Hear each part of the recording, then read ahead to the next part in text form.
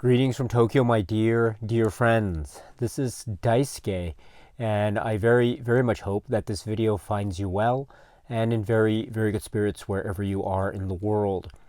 And today, if you don't mind, I would very much like to continue on with our journey, our discovery, our discussions, and our explorations with respect to the recent releases made by the Criterion Collection during this year of 2021. And that brings us to that title released by the Criterion Collection, designated at spine number 1098. This is the work from 1969. The filmmaker is Luchino Visconti, and the name of this work is The Damned.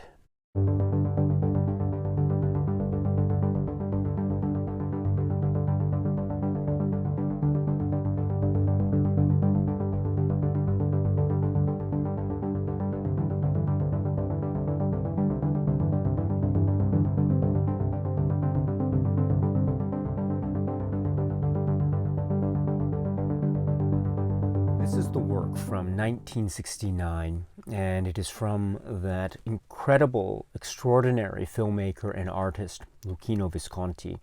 And it stars, among others, in its wonderful cast, people like Ingrid Thulin and Helmut Berger and Charlotte Rampling and Dirk Bogarde and others. This is Luchino Visconti's unforgettable work called The Damned.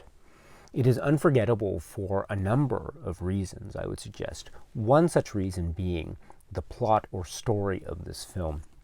So if we were to focus for a moment on what the plot or story is, I think it could be safely described as focusing in on one particular family, a very wealthy and powerful and influential family in Germany. And it is focusing in on this particular family in the 1930s in Germany. This family is the von Essenbeck family.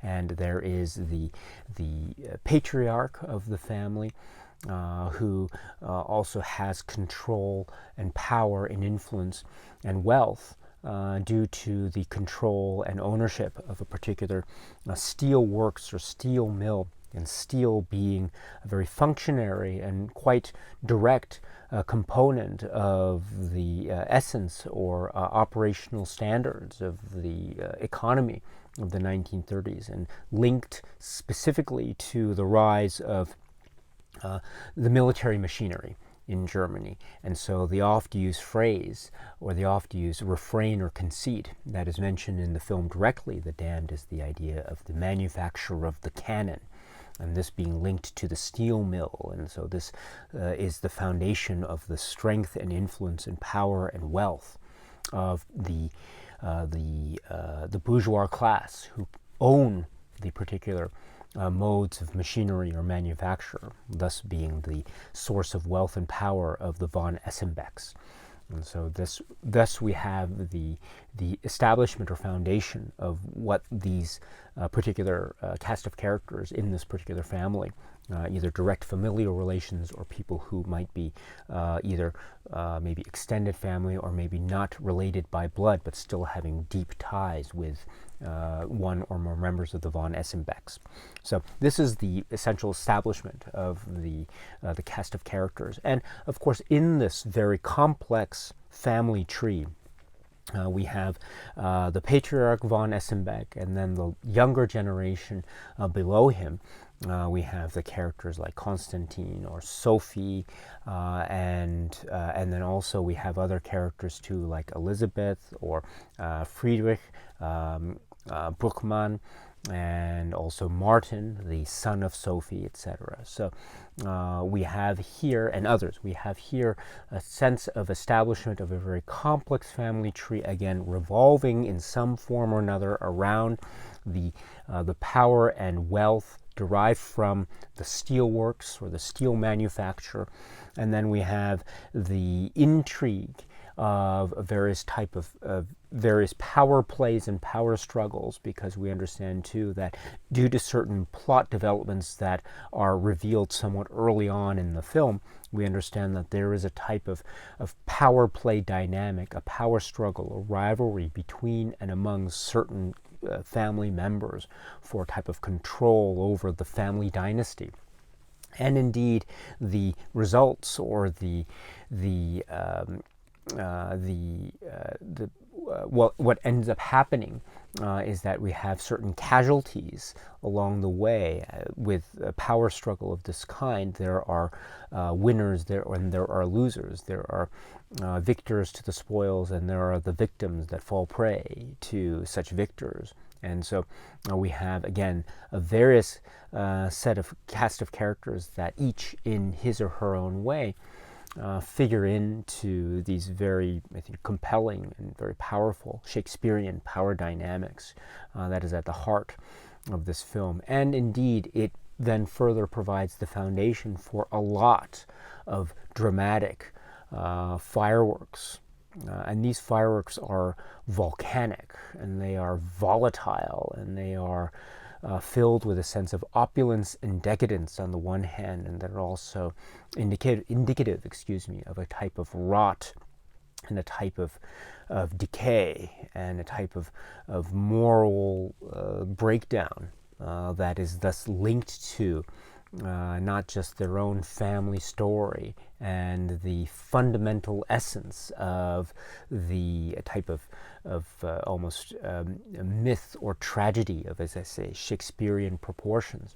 But this also is tied to, in many other very artistically powerful and quite compelling and very complex ways, the historical, societal, and political connotations of the setting and environment in which this particular von Essenbeck story finds itself, which is the 1930s in Germany, and in particular the rise of Hitler and the Nazis during this particular period. So there is a lot going on within the running time of this extraordinary and challenging work, The Damned.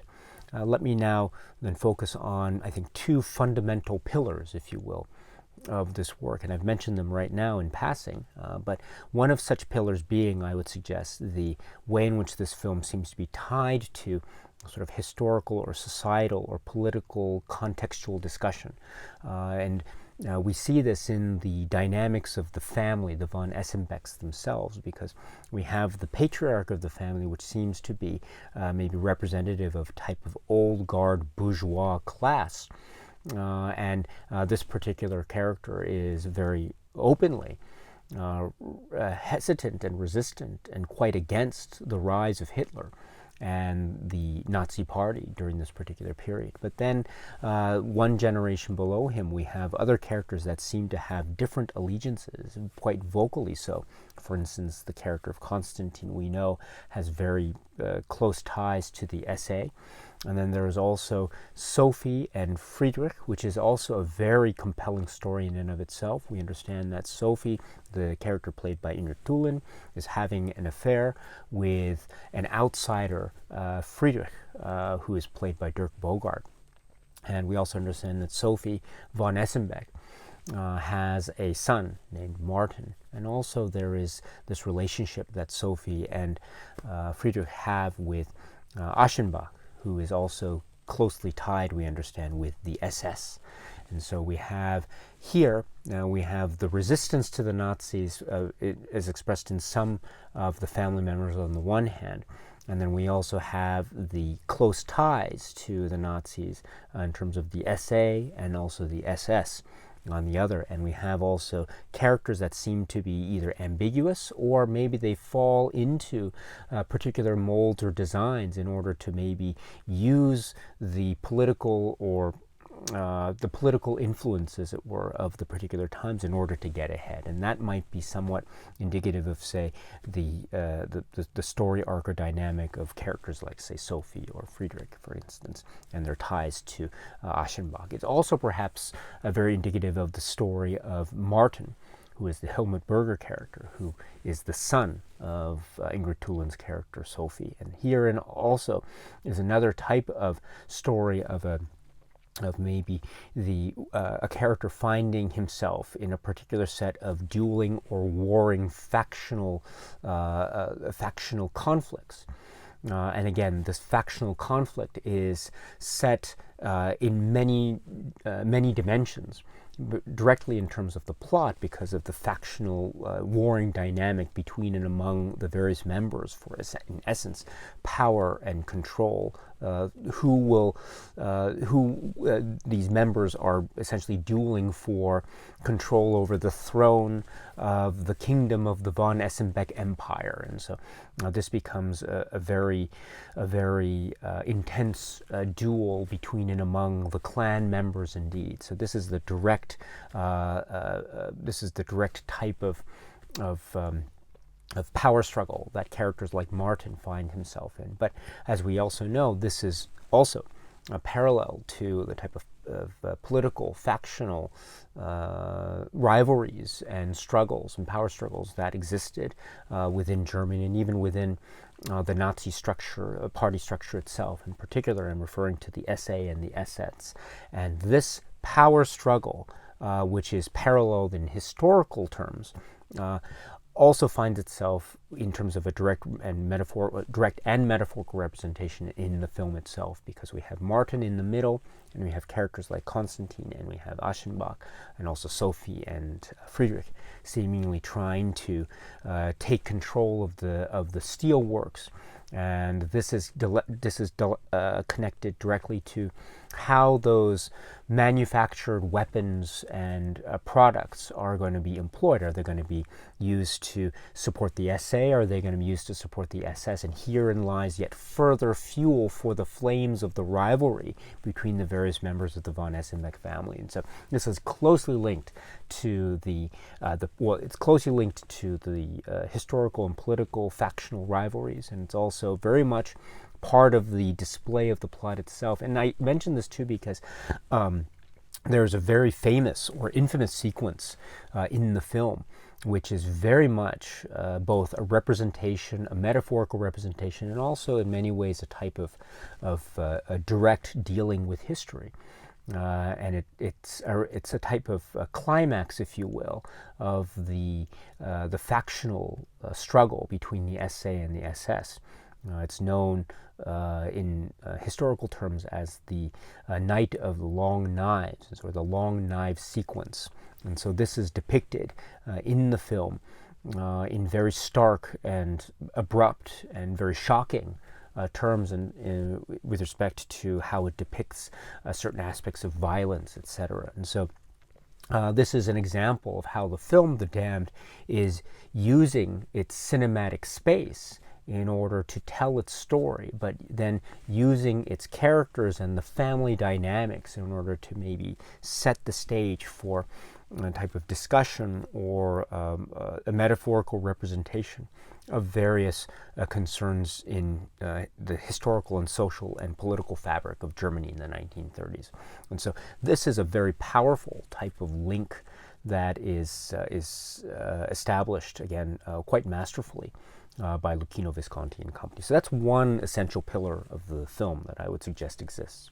Another fundamental pillar is speaking of the family itself, or I should say, focusing in on the family and realizing too of the really dramatic heights and depths, perhaps, the scope of the height and the scope of the depth, which is so grand and so operatic.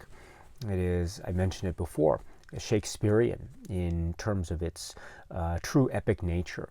And so it has this incredible, impulsive and quite charismatic and unyielding sort of cinematically established dramatic drive that is intense to the max. This is an incredibly intense drama. It is so intense that it goes in ways and directions that are shocking, startling, and surprising, and it has this true epic and tragic dimension of the great Shakespeare tragedies and histories. So, for instance, I think ties can be made to, say, Richard III, or even the tragedy of Macbeth, or the tragedy of Hamlet, for instance.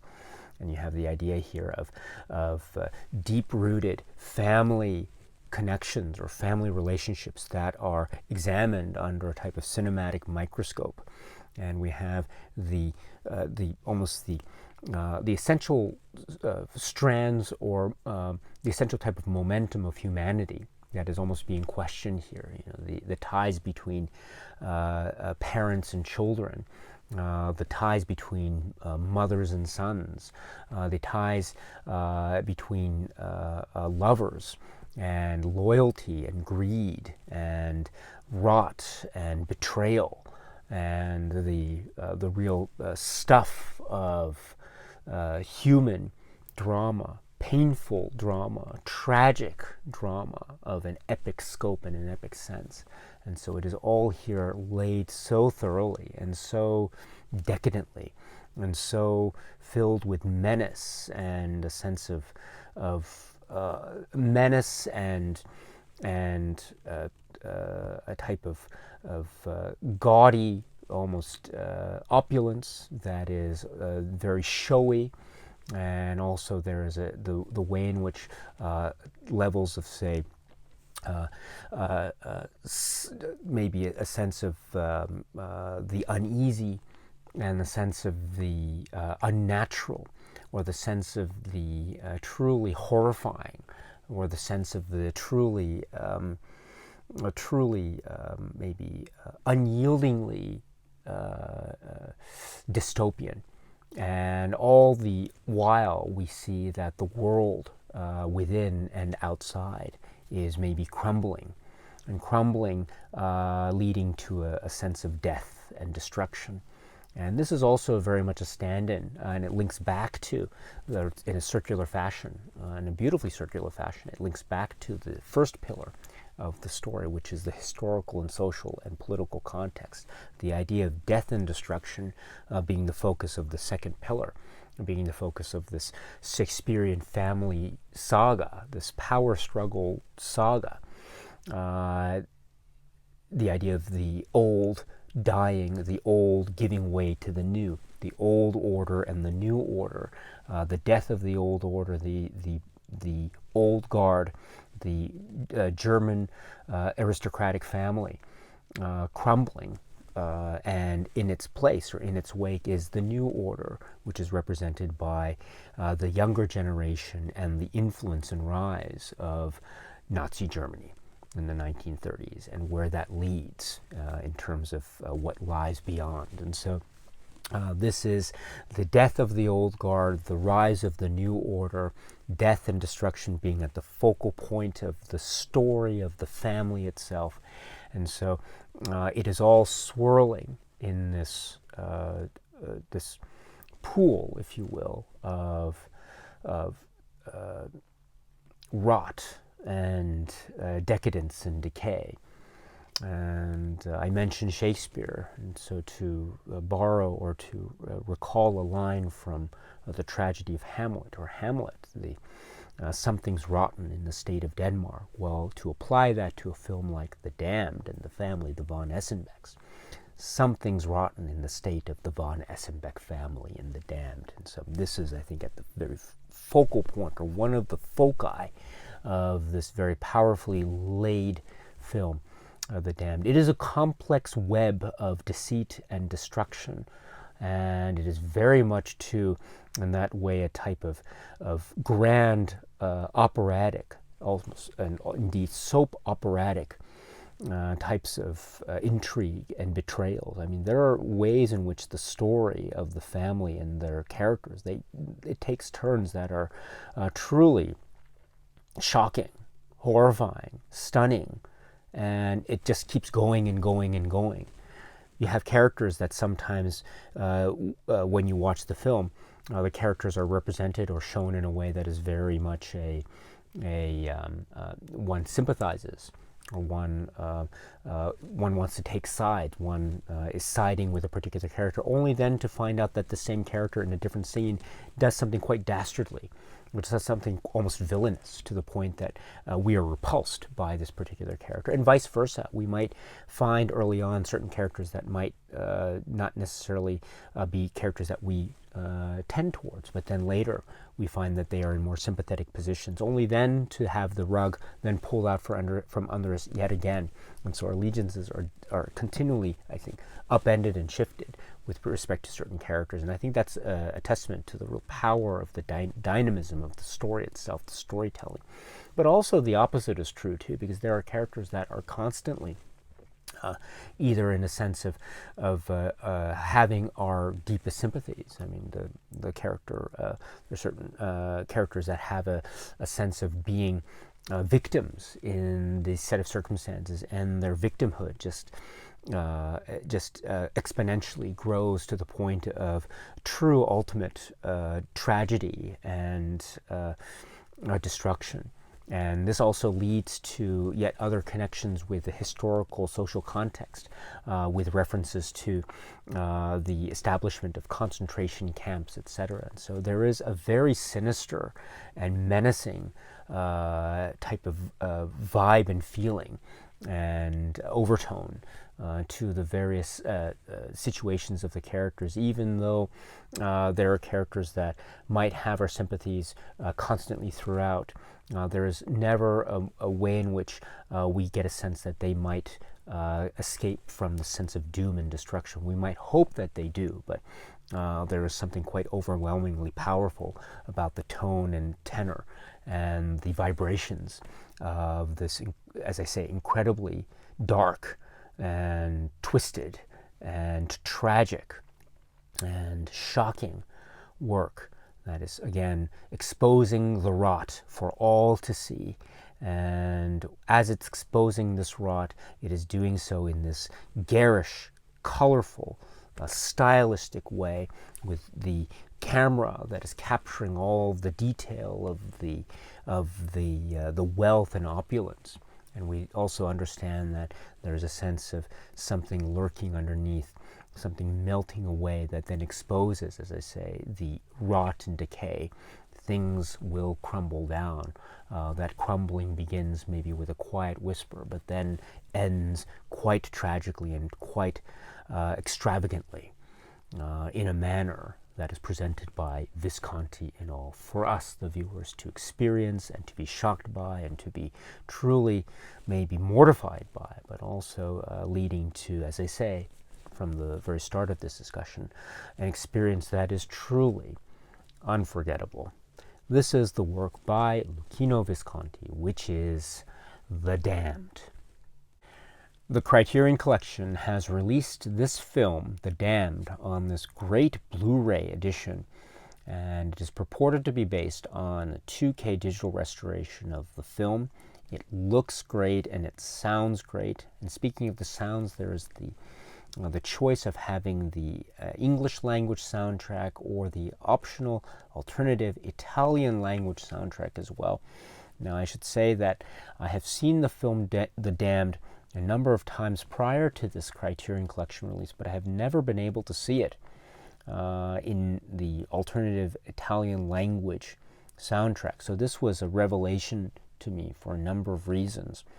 Of course, there is the greatness of and the great benefit of watching this film with the English language soundtrack, because the dialogue is delivered by the actors in English, and so for the most part we hear their actual voices on the soundtrack in the English language, and so this adds, I think, a sense of this adds a sense of almost an interesting and intriguing way that I think language subtly is used and employed in this film in order to provide a sense of maybe displacement or a sense of connection but also separation in terms of the drama aspect of the film and the historical and the social context of the film. So there is a connection, but there's also separation. It's almost a reminder that this is a work of drama from Luchino Visconti, as well as being at the same time connecting with these historical issues. So I like this. I like the film and I find the English language very intriguing and very compelling. That being said, the ability or the choice of having this film or watching this film under its Italian language option, I think, is a very eye-opening one. And so I was so thrilled to have this particular option available to me as part of this Blu-ray purchase. So for anyone who's interested, please check out the film either in the English language soundtrack or the optional alternative Italian language one. Speaking of which, before I go to the supplemental feature, I should mention one detail, which is it's kind of peculiar, and I'm not sure if it's due to maybe this particular disc that I own, or maybe it's a latent defect. I'm not sure, but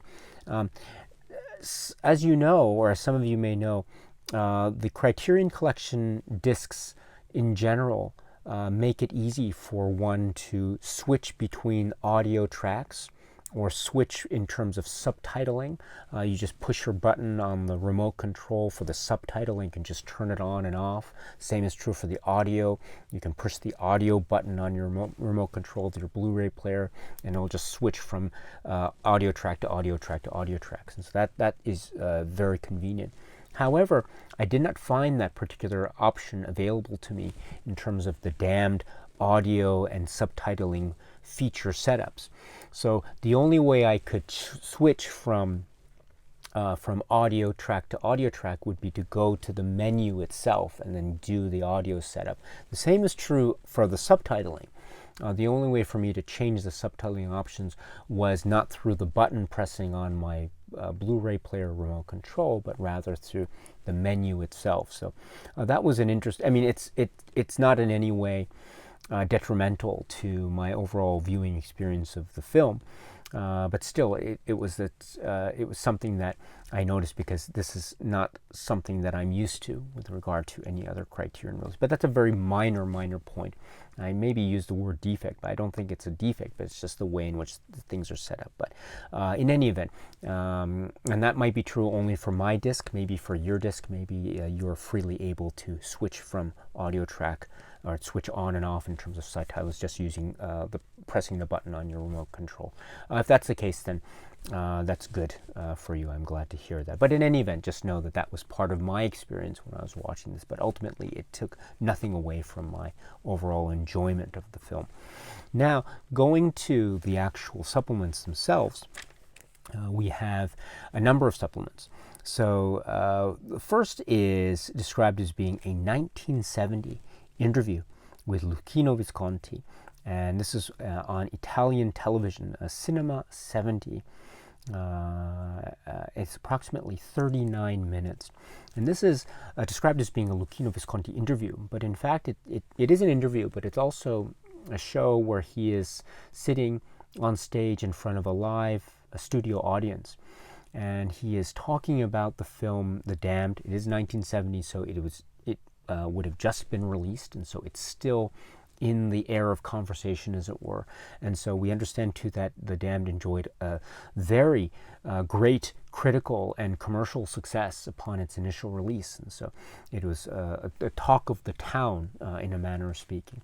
And part of that talk of the town, I think, is shown in this particular episode, a 1970 episode, very nicely, because a number of themes and a number of discussion points do come up between Luchino Visconti and the other guests of the show, as well as people in the studio audience who are freely asking questions, actually having, I think, a very rigorous and very healthy and active almost debate with Luchino Visconti and others on certain modes and functions and discussion points of the work. So it's a very lively 39-40 minutes. Included in such discussion points are, for instance, the reasons behind, for instance, Luchino Visconti making this film focusing on a German family.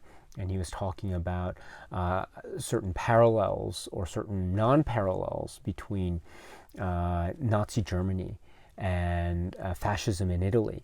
And against this backdrop, Luchino Visconti mentions or makes reference to the fact that, yes, from his point of view, the focusing on a German family was for him very essential as far as making a film like The Damned. And so it's an interesting discussion that then leads, to a really wonderful discussion point about the accuracy or non-accuracy of the work The Damned as a type of, not necessarily historical document per se, but more a document that is discussing in real terms certain aspects of history and society of Germany in the 1930s.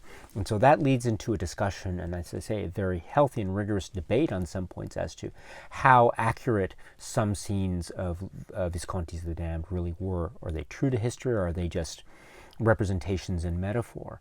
And is the artist really being true to history, or is the artist taking liberties with history?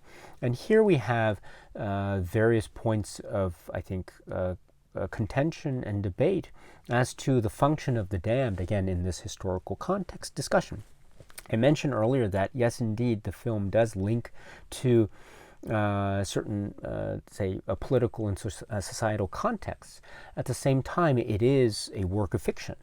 And it is a tale that is a dramatic tale and is focusing on this particular family, the von Essenbecks. But this is a drama. This is a fiction.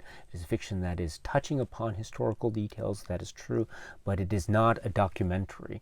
This is an artistic rendering or representation of certain takes on politics or history of the time. But it is still a story that is being told. And so I think Visconti is doing his best, and I think he's very successful in really balancing that line, that fine line between treating this film as almost a discourse on historical events, and treating this film as a work of drama and fiction. And so in that way, I think he can take certain liberties, and again, that leads very nicely to the role of the characters of the von Essenbecks, each character arguably standing in for something in terms of the grand sweep of history.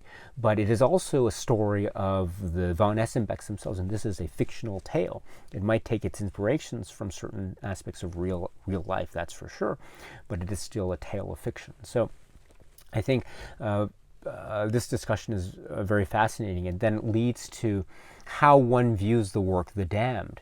And also there is a very interesting way in which the opposite side of the coin is presented in this particular discussion. Namely, there's a question that was received from one of the members of the studio audience here, which was arguing or trying to posit that perhaps its focus as a work of, say, cinematic literature and its ties and its parallels with, say, works of Shakespeare, etc., high drama, as it were, maybe that takes away, or it diminishes, arguably speaking, it diminishes the power and potency of this work in terms of its discussion and dealings with historical points and points of politics and society. And so I think Visconti also makes a point in this particular discussion section very nicely, which is that there doesn't necessarily have to be this one or the other.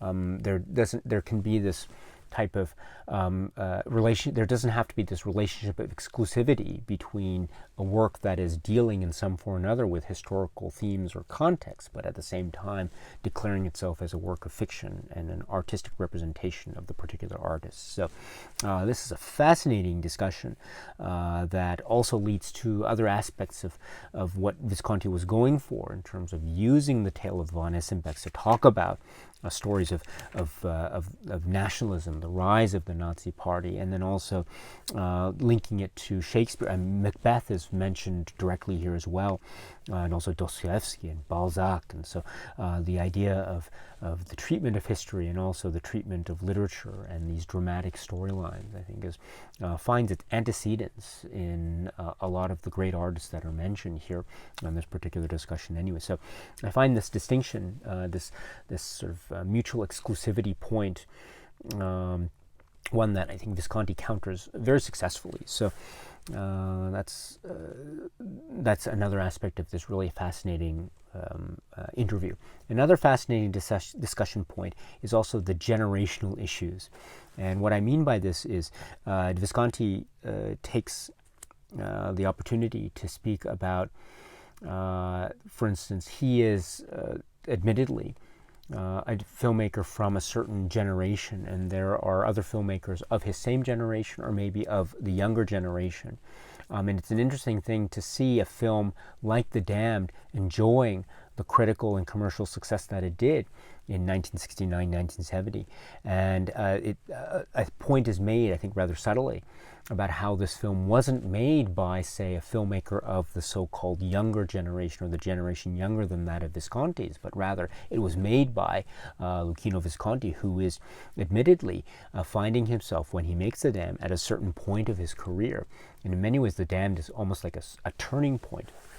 And so we will get to that discussion in another great supplement of this particular release, by the way. But this is, I think, really a key point too, because this also shows a type and it's a way into the type of generational differences that are emerging during this time. I think a great example would be maybe something like the French New Wave, and how it might have certain maybe stylistic and thematic differences with, say, the movement of what's often referred to as neorealism in Italian cinema, which is arguably maybe overlapping, but also arguably a generation prior. And so then we have then a figure like Visconti, who is essentially establishing or reestablishing his cinematic bona fides with a work like The Damned. And so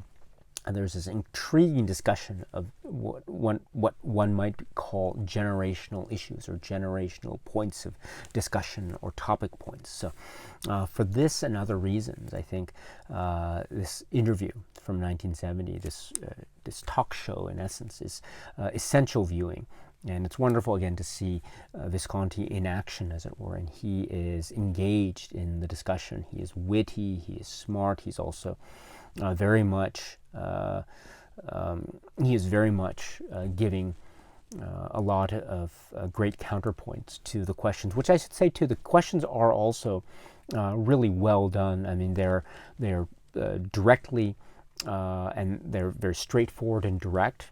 But it's never overly rude or confrontational or anything like that. But it's a really earnest debate and a healthy debate about certain aspects of The Damned, the history as metaphor aspect, the generational issues aspect, etc. So for these and other reasons, it's essential viewing. So please check out this interview from 1970. Again, it's approximately 39 minutes. And then the second supplement, which is found with this Criterion release, is called Visconti on Set. This is described as being from 1969 from John Abbott. It's in English, the English language. It's approximately 9 minutes. And here we have a type of overview of Visconti and his background and career and his, say, connections with the Visconti family, which is a noble family of nobility. And we have the focusing of Visconti and his making of the work, The Damned. And so, and the idea being that Visconti is described as being a man, quote, a man of two worlds, dealing with the past and the present. And he is concerned with the old world and the new world, the old order, the old guard, and the new order. And that is, I think, at the very heart and soul of the film The Damned, which is also a subject of this particular work, because it's also a type of making of or showing behind the scenes the making of the film The Damned in certain aspects. And so also we have featured here Dirk Bogarde and Charlotte Rampling, Ingrid Thulin, again working on making this extraordinary, unforgettable work, The Damned. So Visconti on Set from 1969, approximately 9 minutes. That's not all, because then the supplements continue with a new supplement. It's described as being from 2021. This is a one-on-one discussion with Stefano Albertini and this is approximately 15 minutes. This discussion with Stefano Albertini is excellent. This is excellent. This is so, this and the other supplements too, but this also in combination with the essay by D.A. Miller, and we'll talk about that momentarily. This is incredible. This is very, very incredible, and it sets the stage, I think, for a number of subtle complexities, and indeed maybe problematic aspects of the film The Damned, and in particular, the discussion of, well, there are certain discussions of the background and inspirations leading up to the work The Damned, and also its place in the filmography and development of the cinema stylings and career of Visconti. Mention is made, of course, in terms of the professional collaboration and also the personal relationship between Visconti, Luchino Visconti, and Helmut Berger, and also how this film, The Damned, formed what is later known as, and based upon subsequent films, what is later known as the German trilogy. Films that in one way or another seem to be focusing on certain aspects or characters related to Germany or German society. And then so this leads to a discussion of the expressions and representations of dynamics of sexuality, of human sexuality, as shown in The Damned. Now, the expressions of sexuality, the theme of sexuality is one of the key themes in this film, The Damned, and this is also leading to, I think, one of the very complex, and I think Stefano Albertini points it out too in this conversation, an aspect of this particular expression that also might be somewhat problematic in terms of our viewership of this and our interpretation of what it is we consider Visconti, what is he trying to say in terms of how sex and sexuality is treated in a film like The Damned, or in The Damned itself. And so what do I mean by this? So let's take a step back. Stefano Albertini, I think, makes the case very well about the significance of the family, the von Essenbeck family, who is at the front and center of this work, The Damned. And he mentions how there might be at least three sources of inspiration for the von Essenbeck family. So first is the literary inspirational source, Thomas Mann in Buddenbrooks. And then there's also the actual biographical or maybe autobiographical source. All right, let me rephrase that. There's also the way in which maybe certain inspirations might have been taken from Visconti's family line himself. Again, he comes from a family lineage that is noble, that has roots in the nobility, and that has roots in the aristocracy. So there's a second potential source. And then also there's the Krupp family. And so the Krupp family and the Krupp family dynasty, and how this also might have very direct ties in terms of its inspirations for various characters of The Damned. In particular, for example, the Helmut Berger character, Martin, who is a very key character in this film in so many ways. And that leads to Stefano Albertini's discussion of the sexual dynamics and the interplay, and using, I think, as a focal point of the discussion, the character of Martin. And this is incredibly important. Now, the phrase, or I think Stefano Albertini establishes very well how it could be said that, or one way of interpreting The Damned is perhaps Visconti is saying, through his attempts at linking the von Essenbeck storyline with aspects of historical and political context, it could be interpreted that Visconti might be saying that the aspects of what is often described as, quote, sexual depravity, this concept generally regarded, sexual depravity, might have its links directly to the rise of Nazism in Germany. And so the idea of rot and decadence somehow or another linked to this notion of perversion or sexual depravity. And this is, I think, finding its focal point, or this line of interpretation finds its focal point, or one of the examples of focal points in the character of Martin, because we understand that there are aspects of Martin that have a very significant consequence in terms of his own expressions of his own sexual desires and feelings. And we know that there are certain aspects of his character in terms of, say, how his character interacts with certain children characters of the film, and also his relationship with his mother, played by Imutulin, Sophie. And so these aspects of Martin's character, Stefano Albertini reminds us, are aspects which could be described as having very dark and sinister and quite damaging outcomes, not vis-a-vis Martin himself, but vis-a-vis other people around him. And there are some outcomes of this particular expression of his character that lead to very, very seriously violent and quite disturbing outcomes. Now, these specific components of Martin's story and Martin's character are, and indeed his expressions of sexuality in these specific contexts, are often described as being aspects of the sexual depraved nature of the character of Martin. So this is, I think, a very important distinction to keep in mind. Now, the reason why I think it's important, and the reason why I think Stefano Albertini's conversation here is so crucial, is Stefano Albertini then uses this conversation point as a means to essentially identify what could be deemed to be a very problematic part of Visconti's The Damned. Namely, it seems like, again, according to Albertini's, or one of the readings of the film, it seems like maybe Visconti is not making a specific enough distinction between various modes of sexual expression.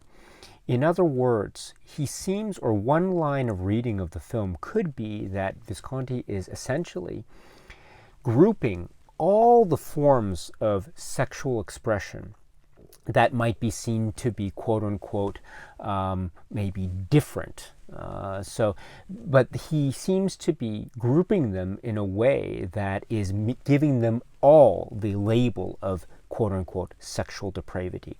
And so what do I mean by this? There are scenes of, say, homosexuality that are expressed. There is a scene also of a very famous scene introducing Martin dressed up as Marlene Dietrich and giving this performance, and so in this drag performance. And so and also there's these expressions of sex and physical sexual interactions in type of maybe scenes which could be described as orgy scenes, etc. And so we have these particular functions, and also we have maybe illicit love affairs, etc., between other characters, etc., and the like. And so these are expressions of sexuality.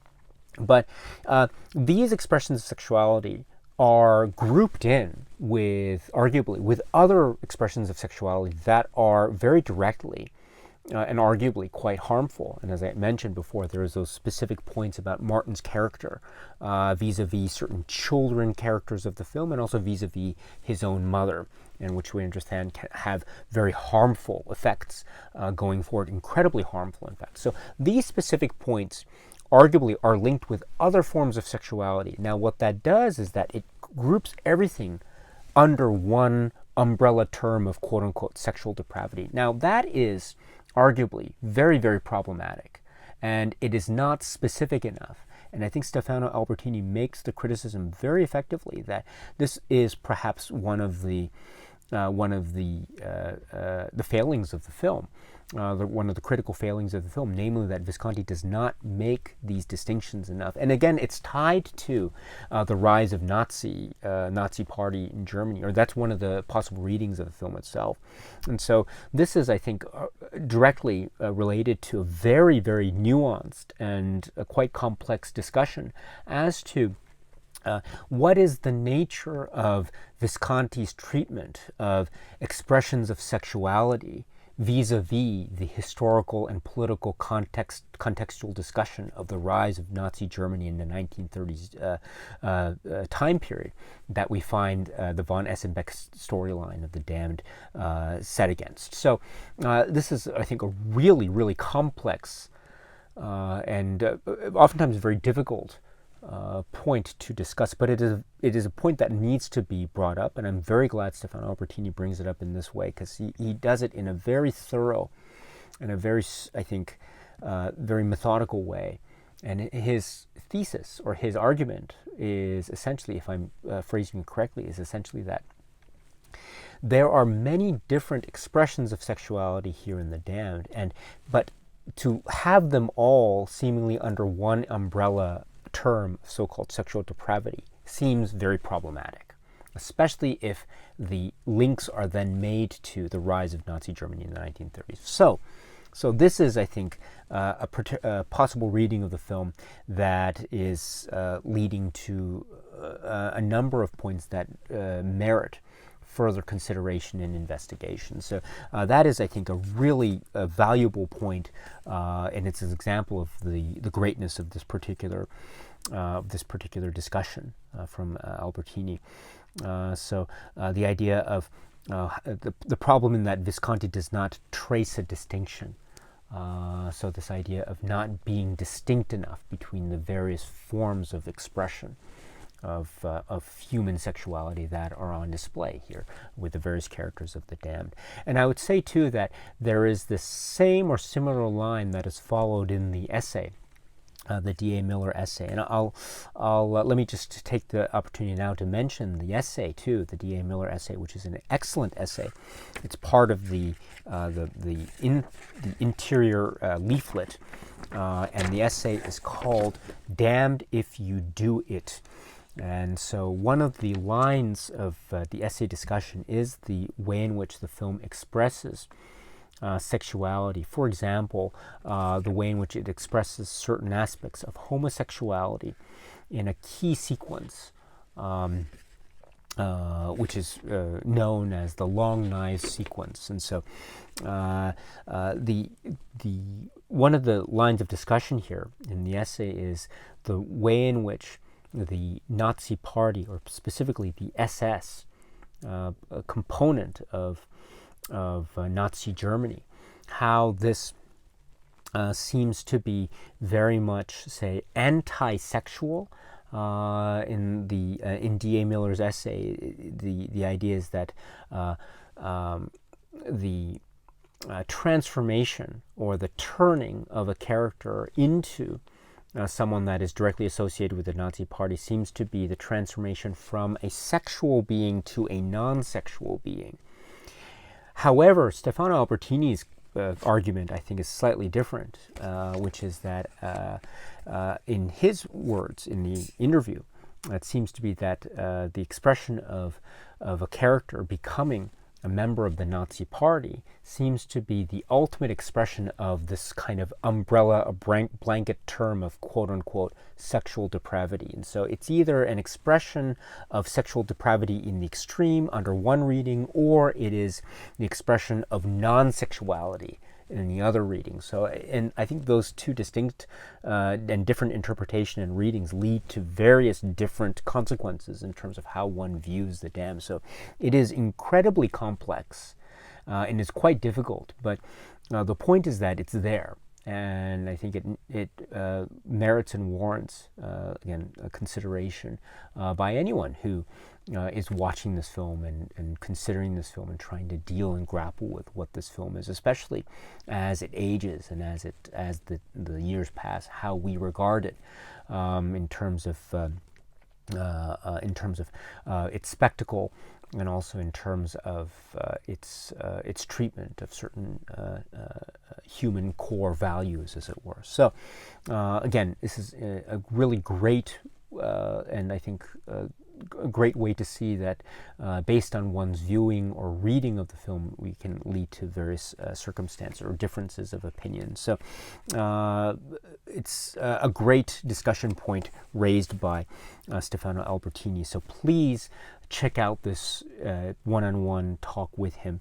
It's only 15 minutes, so it's not long at all, but there's so much packed within these 15 minutes. So please check it out if you can. And continuing on with the supplements, we have some one-on-one archival interviews with some of the actors. So first up is one-on-one interview with Ingrid Thulin. This is approximately 10 minutes, and this is described as being from April 1969 for Pour le Cinéma.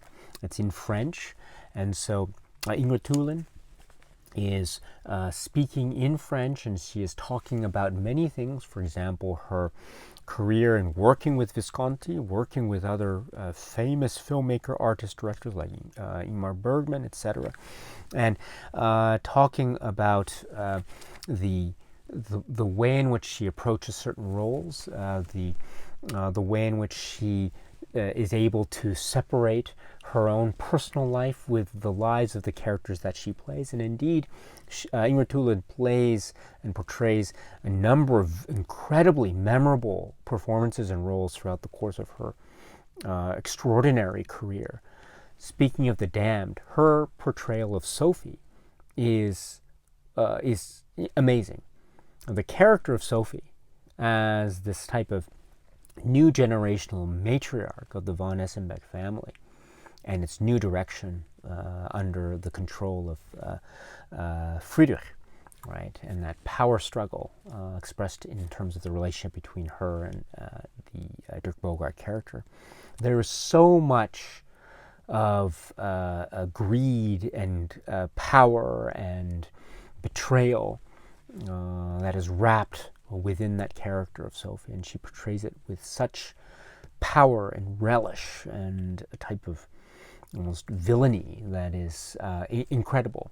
There's almost an over-the-top villainy about it that has also its dimensions of tragedy and despair. My goodness, the scope of tragedy and despair with the character is also just a sight to behold. It is truly shocking and unbelievable, or not unbelievable. It is shocking and unforgettable in terms of the depths in which that character goes through. And so this is a testament to the power of Ingrid Thulin's performance. And it's so refreshing to hear her speak about this and other characters as well that she's portrayed. And there is this incredible down-to-earth nature that she is sharing with us here. So please check this out if you can. This is really wonderful. Again, the one-on-one interview with Ingrid Thulin, the legend that is Ingrid Thulin. Now, the discussions with legends don't stop there, because then we have a brief, it's approximately 3-minute excerpt from an interview from 1990, this time with Charlotte Rampling.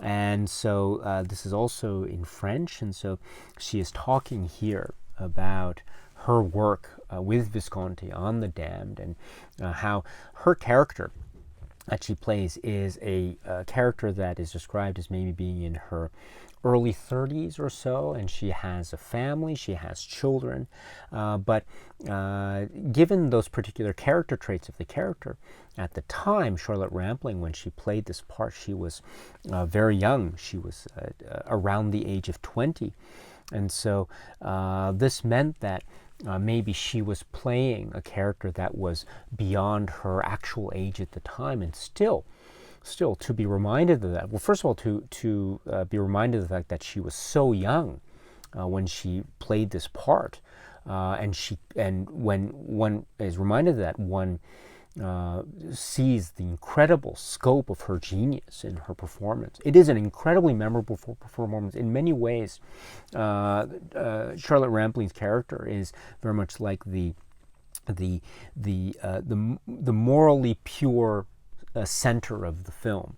And so things that happened to her, or circumstances that happened to her in her particular family, are one of the sources of tension and a tragedy of the film, of course. But again, that focus is very important, and without that, we don't get the true depth of the tragedy. So her character is not only important, but it's essential, and it has to be carried with a sense of, say, almost a type of calm, almost regal sense of innocence and purity, and also a sense of a type of control and a type of authority as well, a type of believability. And Charlotte Rampling's performance here is all that and more, and it's incredible. And then just to be reminded about how young she was, and also that she was still somewhat young in her career.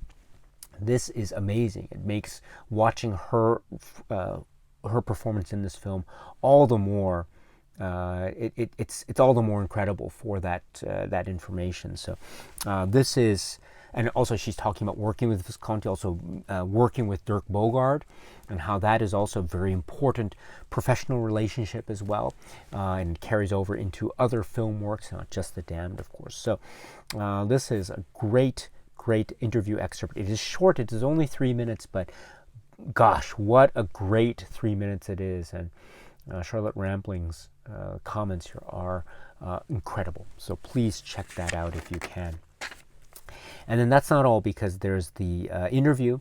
This is also archival, described as being from 1969, Le Monde du Cinéma, approximately 5 minutes in English with Helmut Berger. And this is this is so great, because he is speaking about, of course, he plays one of the key characters, Martin von Essenbeck.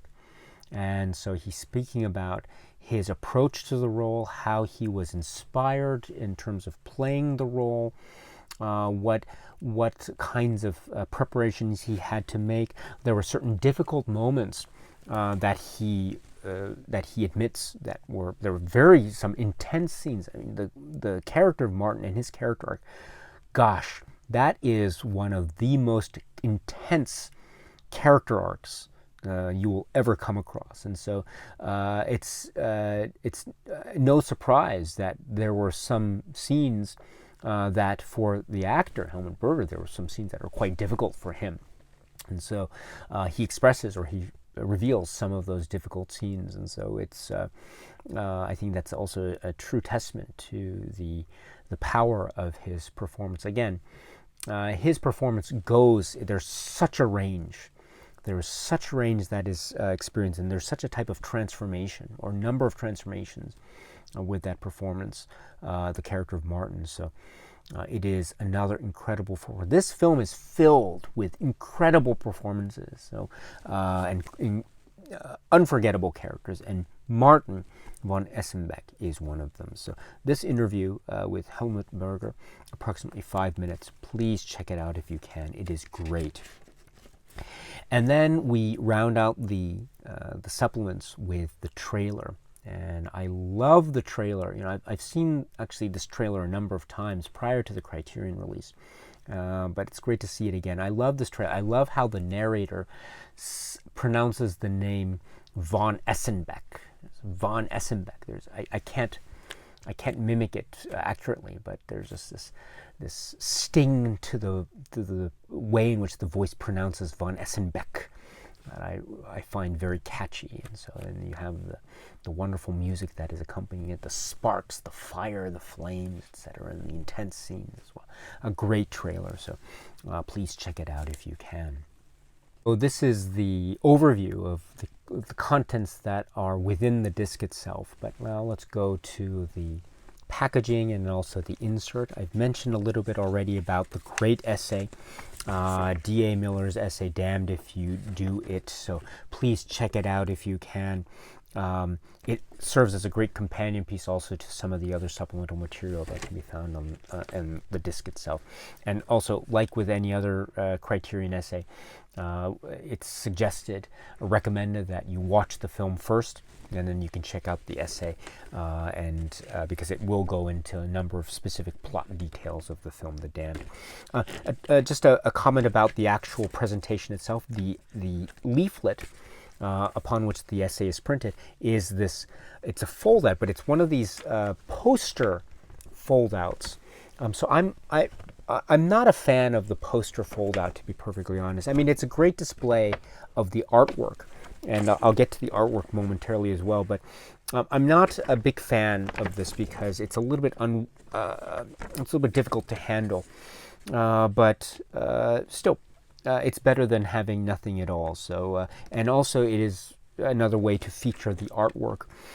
While we're on the topic of the artwork, I think the artwork here for The Damned is it's brilliant. It's sublime. It's perfect. It's a perfect rendering. It has this this type of dark, brooding, creepy nature, which is so perfectly in line with the tone of the film The Damned.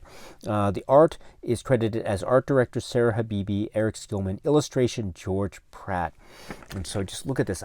Here's the poster art itself. Again, while I might have certain misgivings about the actual leaflet style itself, I have nothing against this particular poster art, and it's very, very effective, as you can see.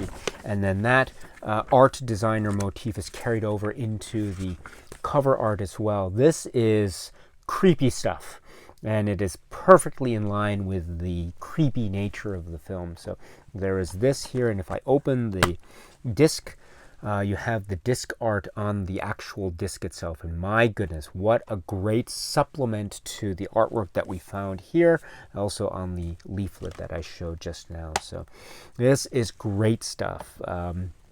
You know, the cover art and the artwork is meant to be an endeavor to best encapsulate the essence of the film The Damned. You're getting it right here, my friends. This is the essence of the film The Damned in all of its rotting, decadent glory. So well done for this great set of illustrations representing this work, The Damned. And so this rounds out, or this concludes our discussion of this work, The Damned, and the Criterion Collection release of this film, The Damned. Luchino Visconti's unforgettable work. It's great to have it here in the Criterion Collection. It's great to have these discussion points that are featured in the supplements and essays, etc. It is a remarkable achievement. It is complex. It is challenging. It is disturbing. It is shocking. It is also another very complex and very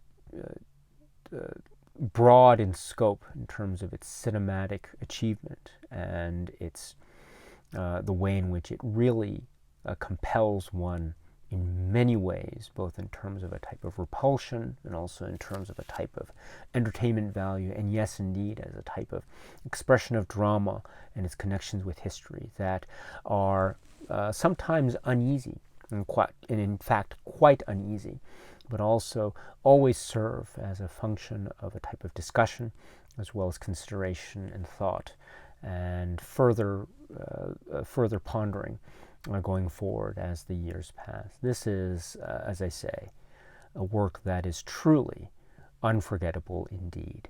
This is Luchino Visconti's work, The Damned. Okay, my friends, so that's it for now. And so until we meet again, please be happy and healthy and well, and please keep on watching a lot of great, great movies. Thank you so much, as always, for your time. I very, very much appreciate it. Stay strong, stay safe, and cheers.